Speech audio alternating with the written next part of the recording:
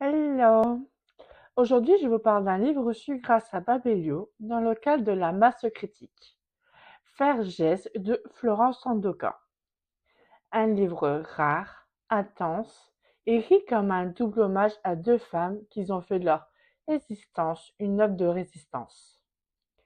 Lorraine O'Grady, artiste afro-américaine, pionnière de la performance de Mademoiselle bourgeoise noire, et Valérie Solana, figure radicale du féminisme, autrice du Manifesto, connue pour avoir tiré sur Andy Warhol en 1968. Deux femmes, deux destins, deux colères. A même besoin de dire le monde autrement. La première partie du livre, Fergès, s'ouvre sur une écriture poétique presque incantatoire. On entre dans la vie de Lorraine O'Grady à travers une suite de poèmes qui mêlent récit, mémoire et introspection. La poétesse fait revivre cette femme artiste comme une figure chevaleresque, le chevalier d'O'Grady, une image à la fois noble et vulnérable. On voyage dans le temps, du Boston des origines à la scène new-yorkaise, dans les années 1980, entre galeries, manifestations et performances. Florence Andoka décrit l'énergie des bals de Harlem, la lutte des minorités, le froissement artistique de Tribeca, la fatigue aussi de devoir sans cesse prouver qu'on existe, qu'on a le droit d'être vu.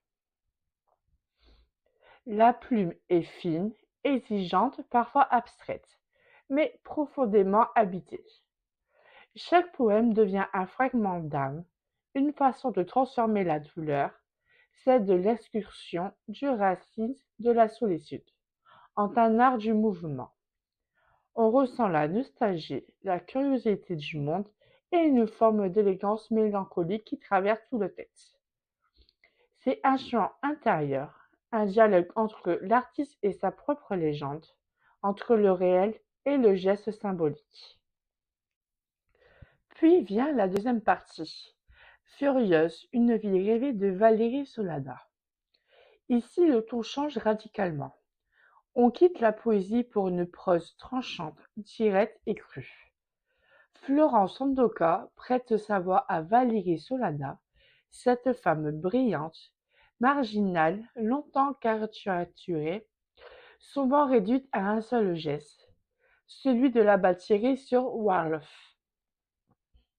Mais ici, on reprend le contrôle de son récit. Elle raconte sa jeunesse, ses premières fois, ses errances, ses blessures. Des passages saisissants, son rapport au corps, au désir et à la honte. Elle parle de ses œuvres qui ne connaissent pas son visage, de ses angoisses, de son souffle qui se bloque, de ce ventre qui se serre avant le monde. C'est cru, parfois brutal, mais jamais gratuit. C'est la parole d'une femme qui a voulu vivre sans masque, quitte à déranger, quitte à dériver. Entre deux lignes, on perçoit, on perçoit tout ce qu'elle a été avant d'être réduite à un fait divers. Une intellectuelle, une artiste, une femme profondément lucide sur la violence du monde. J'ai été profondément touchée par ce livre. C'est une lecture exigeante, parfois déstabilisante, mais d'une intensité rare. La première partie m'a émerveillée par sa poésie, son souffle, son intelligence symbolique. Mais c'est la seconde que j'ai préférée.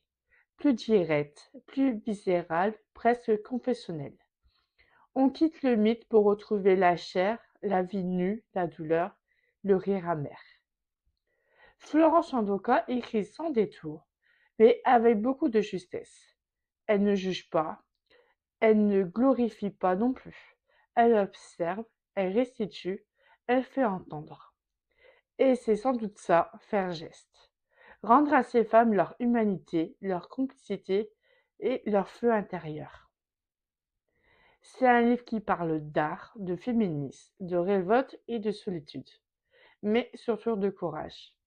Un test magnifique, parfois rude, souvent poignant, toujours nécessaire. Si vous aimez les tests qui vous bousculent, qui ne se contente pas de raconter, mais qui transforme la lecture en expérience. Alors, Faire geste est pour vous. C'est une œuvre dense, singulière, qui explore la manière dont l'art devient résistance, dont la parole devient survie. Je vous invite à le découvrir à votre rythme, à le lire, à le relire, à le laisser résonner.